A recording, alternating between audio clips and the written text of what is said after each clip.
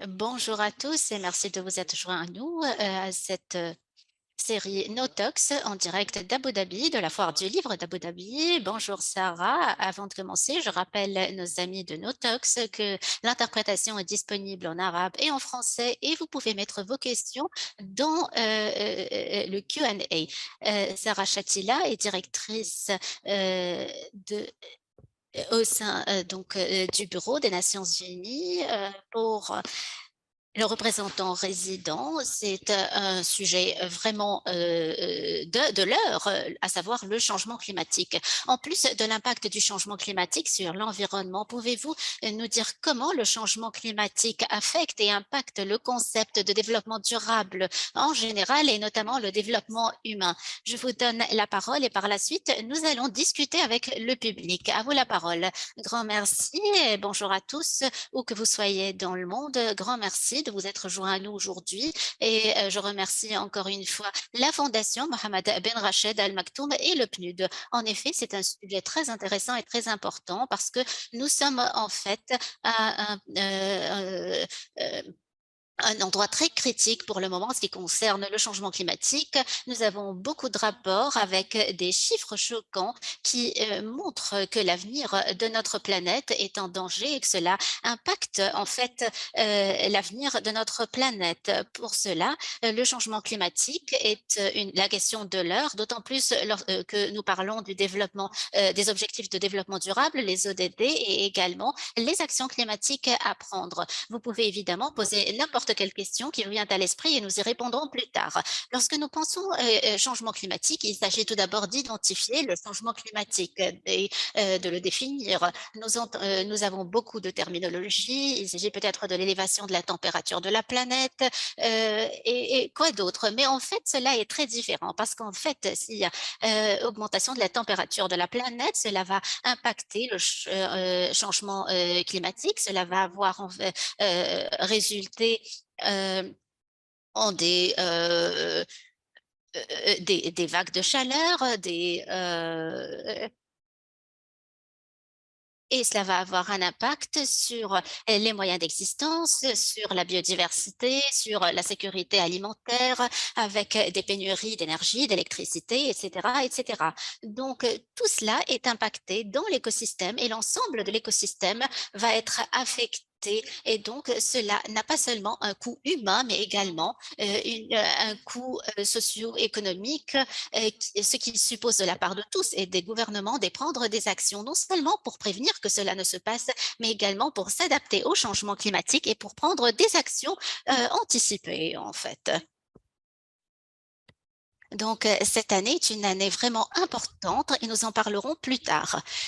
Il faudra également tenir compte de l'importance de l'année 2015. Je ne sais si vous savez pourquoi l'année 2015 est une année importante. Euh, Elle a en fait 2 valeurs d'importance pour le monde, mais voyons pourquoi. Et essayons de voir quelle est l'opinion du public. Révolution, 5e révolution industrielle. Voyons également notre public en ligne. Qu'est-ce qu'il en pense? Vous pouvez donc partager avec nous vos points de vue dans la messagerie, dans la section Q&A. Les ODD, quelqu'un vient de dire ODD. En effet, en 2015, les ODD ont été adoptés. Euh, nous pouvons également voir si le public est au courant du nombre de personnes au courant de ces ODD et comment ces ODD ont été mis en action. En 2015, aux Nations Unies, 193 États membres se sont réunis et se sont accordés sur 17 objectifs à suivre par le monde dans les 15 années suivantes où tous les membres, les milieux académiques, la société civile, le secteur privé dirigeraient leurs objectifs vers ces ODD. Évidemment, cela a suivi un processus de consultation.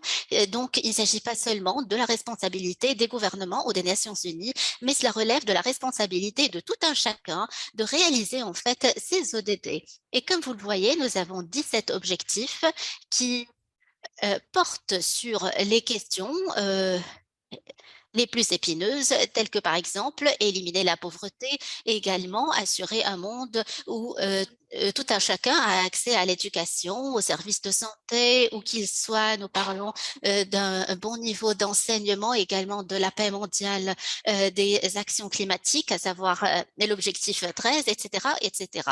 Qu'est-ce qui rend le programme de développement durable à l'horizon 2030 important? Évidemment,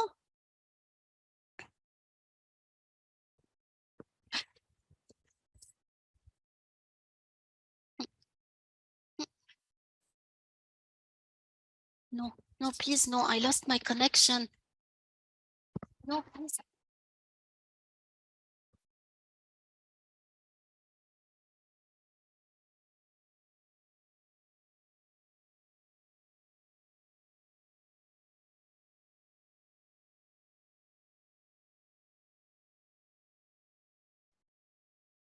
Malheureusement, l'interprétation a dû être interrompue parce que nous n'entendons plus l'original.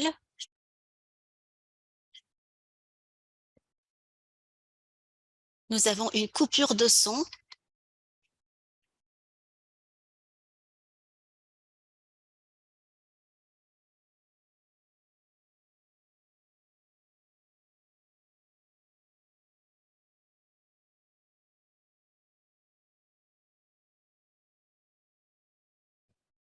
Donc, nous avions un petit problème technique puisque le son a été désactivé.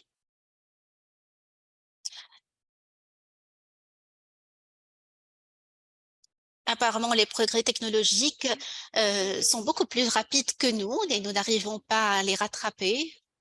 Et évidemment, nous essayons toujours de faire face aux défis. Donc, pour résumer, la dernière diapo, cela parlait de l'interconnexion, de l'interrelation entre les ODD. Donc, si nous essayons de renverser les défis et les conséquences du changement climatique, il faudra dans le même temps euh, résoudre toutes les inégalités, il faudra investir dans l'éducation, dans l'enseignement, avoir accès à la technologie digitale, au numérisé et donc passer des combustibles fossiles, essayer d'instaurer la paix pour un environnement sain pour notre planète et nos populations. C'est pour cela que nous avons dit que l'année 2015 est une année significative, étant donné qu'elle a vu que c'est au cours de cette année que les ODD ont vu le jour. Nous avons également les accords de Paris, l'accord de Paris. Et évidemment, quelqu'un a mentionné cela dans le chat. L'accord de Paris a rassemblé les dirigeants mondiaux qui se sont mis d'accord sur un plan permettant à l'avenir de relever les défis et entrer au changement climatique. Et cela comporte trois éléments clés que nous allons résumer. D'abord, réduire les émissions de gaz à effet de serre pour faire en sorte que la température mondiale n'augmente pas de plus de 1,5 degré Celsius. Évidemment, ce chiffre peut sembler très minime et insignifiant, mais en fait, cette petite augmentation de température peut éradiquer des populations tout entières et menacer les écosystèmes et évidemment éradiquer des terres entières. Est-ce tellement minime d'avoir une élévation de température de 1,5 degré Celsius? S'agit-il d'un processus incrémental? Et en fait, c'est un processus qui requiert l'intervention de tous, d'autant plus que nous, il se peut que nous arrivions à une augmentation de 1,5 degré Celsius selon les rapports. Si nous continuons avec les mêmes tendances, les mêmes modèles, comme si de rien n'était, comme tout était dans la normale, nous allons dépasser les 1,5 degrés d'élévation de température et nous constatons cela surtout au cours des dernières années avec la survenance de catastrophes, de désastres. Euh, les vagues de chaleur et les canicules qui se sont produites en Irak, dans le Koweït et dans bien d'autres coins du monde. Nous remarquons également ces changements de température avec les, euh, les vagues de chaleur qui frappent l'Europe.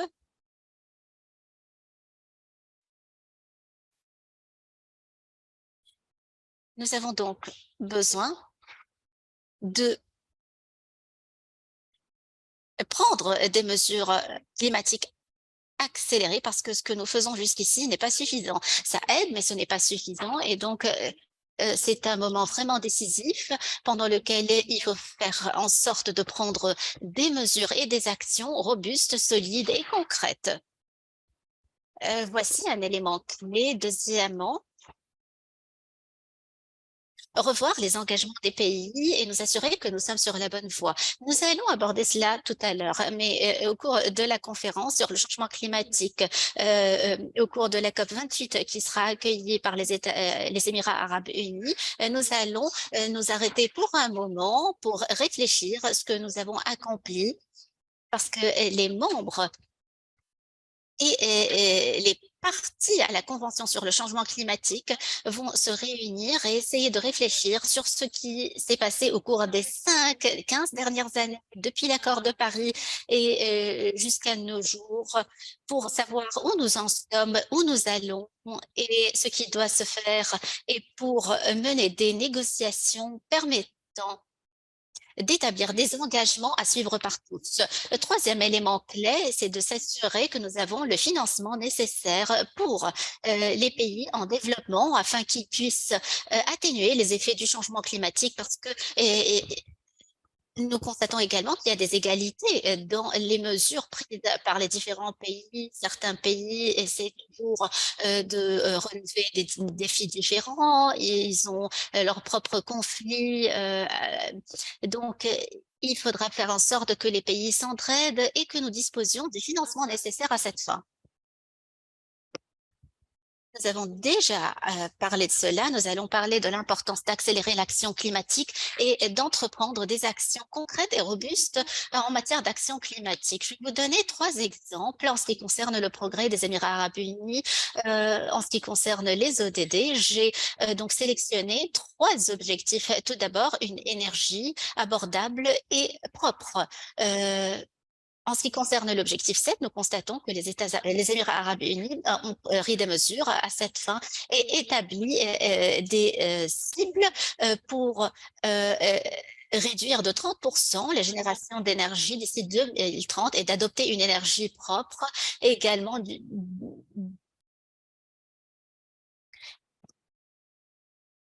donc, ils cherchent à produire 30% de l'énergie à partir de l'énergie propre d'ici à 2030, telle que l'énergie solaire, etc., etc. Et donc, nous avons également l'ODD 13. Outre que les Émirats arabes unis vont accueillir la conférence sur le changement climatique, COP 28,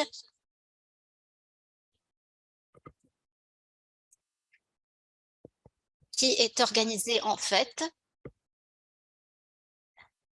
par la Convention cadre des Nations unies sur les changements climatiques. Les Émirats arabes unis cherchent à réduire en fait les déchets en plastique tels que les sacs en plastique et autres. En ce qui concerne la vie marine et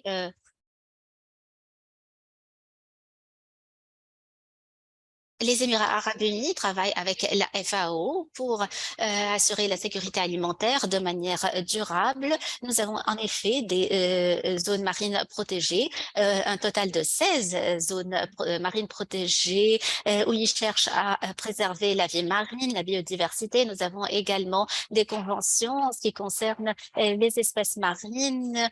Et tout cela permet de maintenir la vie marine aux Émirats arabes unis. Voici des exemples clairs que j'ai voulu partager avec vous et je voudrais vous montrer comment nous pouvons être impliqués en tant que jeunes dans le monde. Il y a une campagne mondiale qui est a été lancé et certains d'entre vous en sont au courant. Il s'agit d'une campagne des Nations Unies qui cherche à mobiliser le public pour prendre des mesures en vue de réaliser les ODD et l'action en faveur de l'action climatique.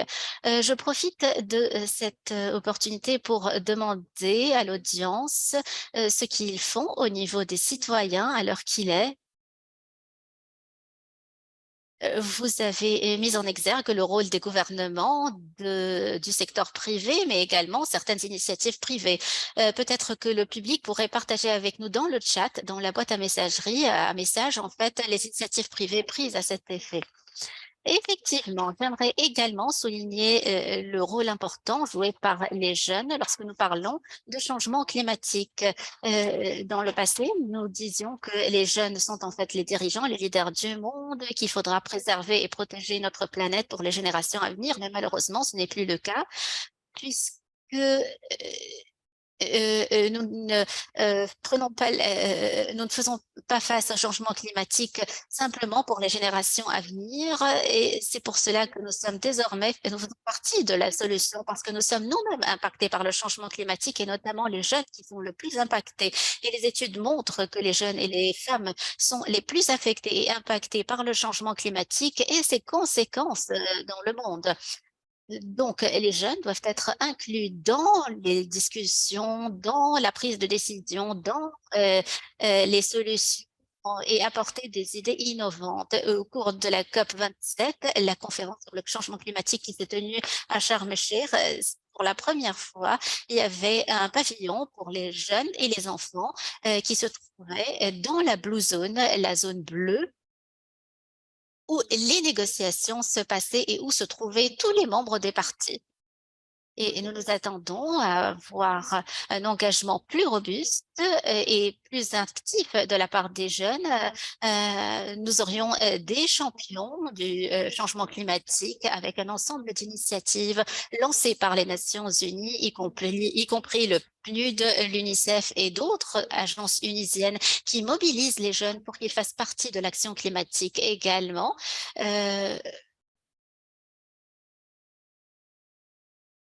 Nous avons également un chapitre de la Convention cadre des Nations Unies sur les changements climatiques qui cherche à impliquer les jeunes. Et donc, à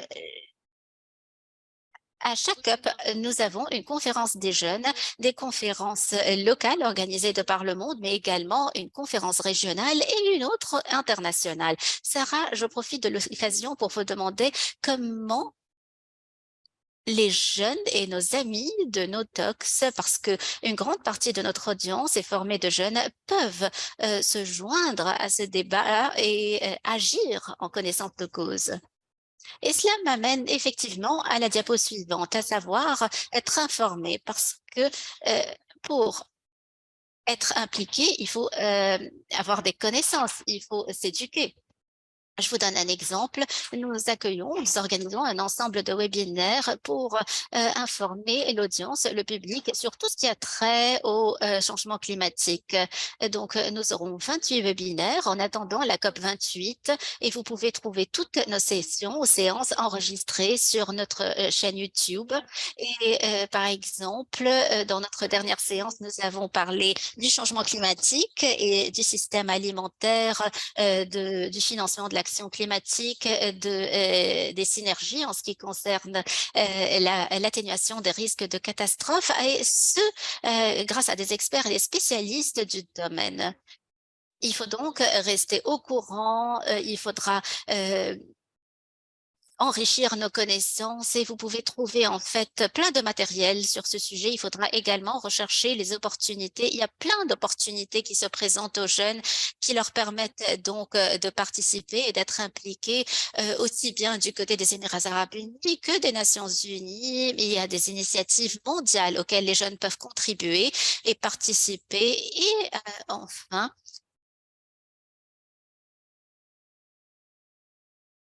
vous pouvez essayer autant que possible d'insérer, d'incorporer les ODD dans votre action quotidienne. Et évidemment, les actions à venir dépendent de nos dirigeants, mais À notre niveau, nous pouvons faire en sorte que cela va se concrétiser, va se matérialiser dans notre région, dans nos secteurs, dans nos communautés, dans nos groupes universitaires. Nous pouvons également commencer par ici.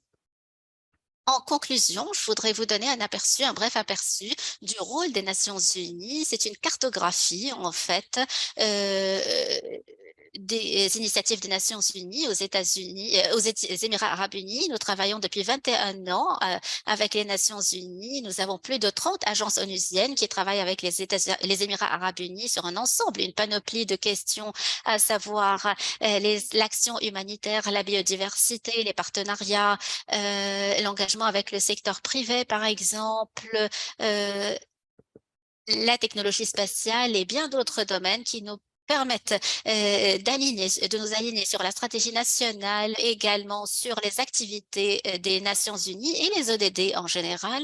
Et je vous invite évidemment à entrer en contact avec nous et à vous mettre au courant de toutes nos ressources et de tout le matériel disponible sur notre site web. Merci Sarah pour cette présentation exhaustive.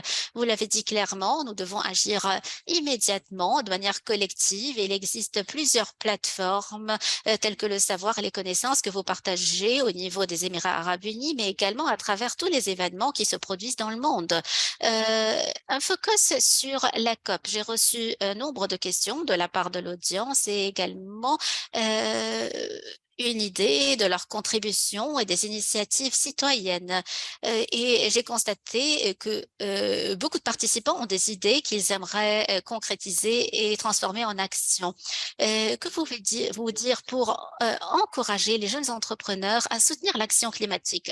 Ce que je dirais d'abord, c'est n'attendez pas. Euh, Allez-y, faites ce que vous avez envie de faire. Nous ne pouvons pas rester les bras croisés et attendre que d'autres membres, d'autres partis et les gouvernements viennent nous soutenir parce que cela ne serait pas réaliste du tout. Je vous dis simplement que si vous avez une idée ingénieuse, une bonne solution, allez-y, avancez, indépendamment des moyens, des ressources disponibles. Et une fois que vous aurez une solution suffisamment viable, vous pourrez ajouter les ressources, mobiliser davantage de ressources et créer des partenariats. Je crois pleinement en le pouvoir des partenariats, ce qui est en fait concrétisé, que ce qui est consacré par l'ODD 17 pour avoir une action collective. Ne craignez pas de travailler avec les autres, de partager des ressources et d'avancer tous ensemble.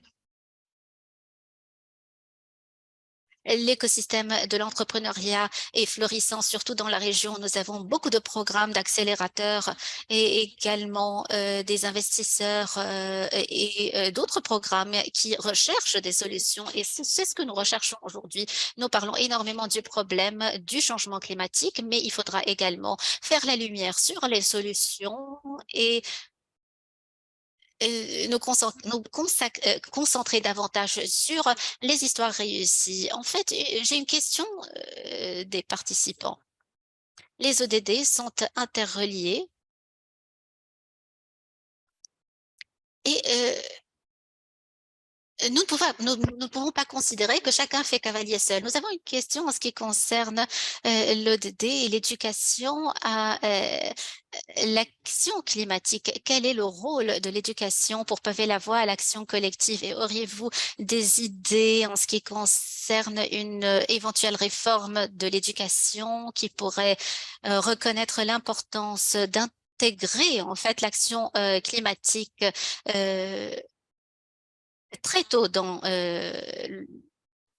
l'enseignement. Ma réponse est sur deux volets, en fait. Tout d'abord, l'éducation est très importante pour prendre une action climatique, mais cela passe d'abord par le fait d'être informé. Cela commence à un âge très précoce. À l'école, nous voyons comment, en fait, les programmes scolaires intègrent les ODD, notamment en ce qui concerne l'action climatique, pour informer les jeunes et l'importance également du financement des instruments, des outils, de la recherche et de l'expérience à cette fin. Nous avons également des ressources de la part des Nations Unies et des des partenaires que vous pouvez trouver en ligne. Nous avons des rapports qui ont été publiés. Nous avons également le dictionnaire de l'action climatique qui a été publié par le PNUD où nous retrouvons toute la terminologie. Nous avons tout un glossaire consacré au changement climatique et à l'action climatique. Climate Change Dictionary, un dictionnaire du changement climatique qui est disponible en ligne et que nous allons partager avec vous plus tard. La deuxième partie de ma réponse, il faudra voir comment les écoles transforment les établissements en des écoles ou des établissements verts. Et c'est ce que nous pouvons retrouver sur le canal YouTube du PNUD.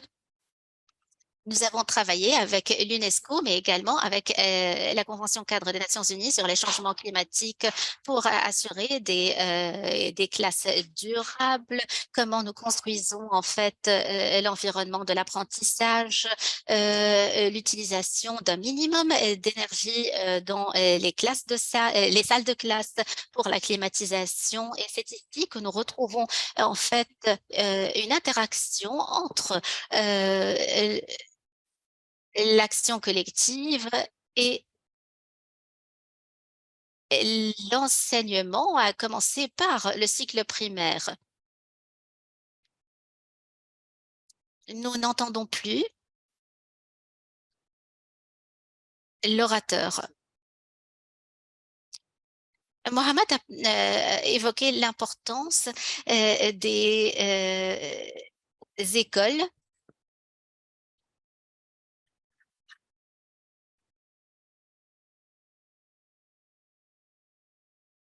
favorable au climat. Nous constatons également un boom dans les emplois verts.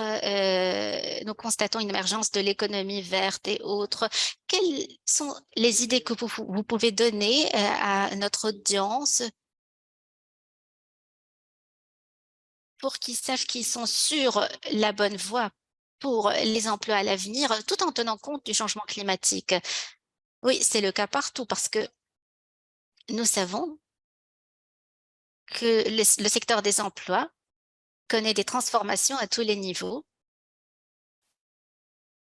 Ce qui compte le plus, c'est de rester agile, d'acquérir les compétences nécessaires à l'employabilité.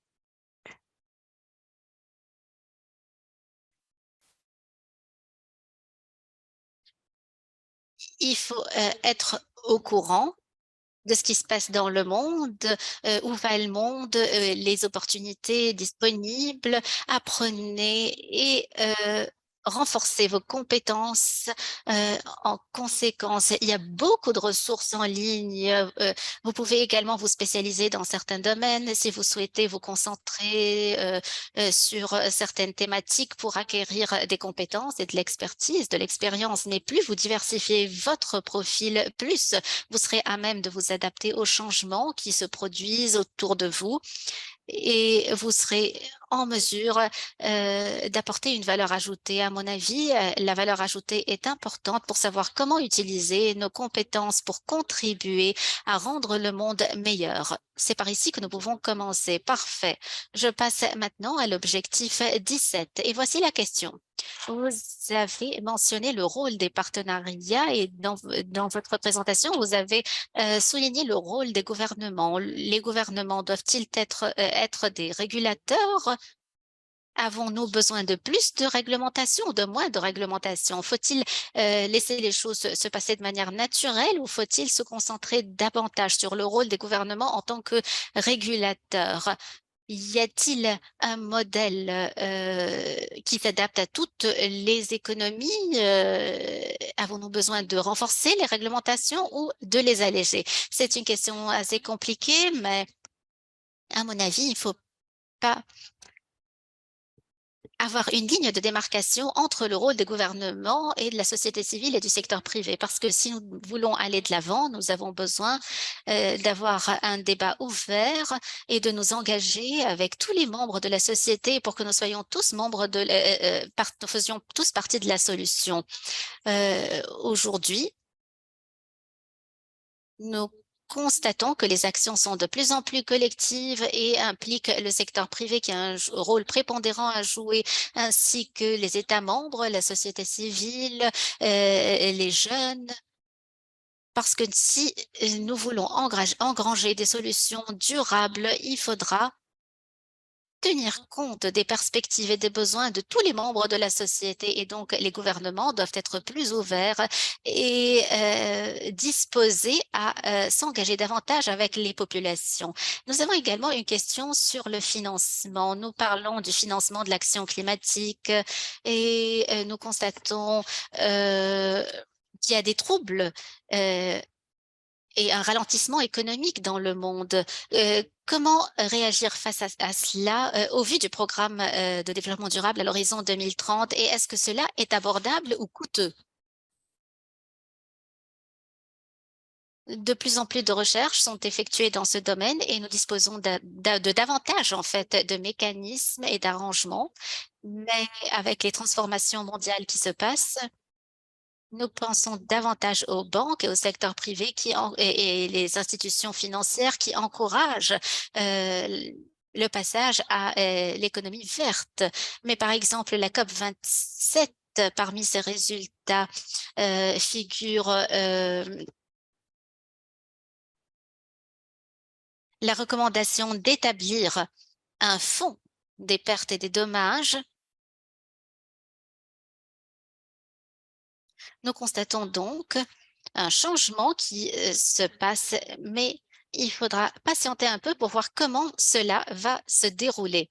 Êtes-vous pessimiste, optimiste quant à l'avenir? Je pense qu'il faut toujours être optimiste parce que lorsqu'il s'agit de notre vie, de notre planète, de notre monde, nous ferons tout le nécessaire pour survivre. À mon avis, nous avons les ressources, les connaissances et les capacités nécessaires, mais il faudra faire de cela une priorité et tout cela pourra se réaliser. Je suis aussi optimiste que toi. Je remercie notre audience. Nous avons reçu une multitude de questions. Je vais choisir donc la dernière question à poser. Que pensez-vous du volontariat? Les opportunités de volontariat et comment cela se recoupe, comment cela recoupe en fait le développement en fait.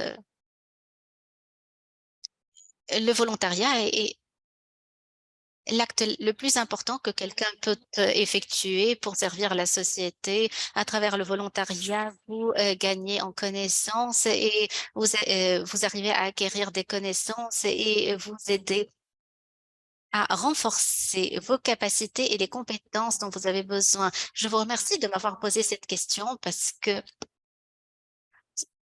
c'est à travers le volontariat que nous pouvons renforcer nos compétences et notre savoir. C'est en étant impliqués dans la société avec d'autres membres que cela se passe. Il existe plusieurs opportunités de volontariat. Nous avons également l'Association de volontariat des Nations Unies qui accorde à ceux qui le souhaitent l'opportunité de se porter volontaire aux côtés des Nations Unies, mais également aux Émirats arabes unis. Il y a plusieurs possibilités et chances de volontariat en préparation à la COP 28. Merci beaucoup, Sarah. C'est toujours un plaisir de vous avoir avec nous. Je vous remercie de vos contributions et d'avoir évoqué les tendances à venir. Je remercie le public d'avoir été des nôtres. Restez avec nous et rejoignez-nous demain. Nous aurons Emma Burdett et nous essayons de voir avec elle comment nous pouvons mettre fin à l'inégalité des genres.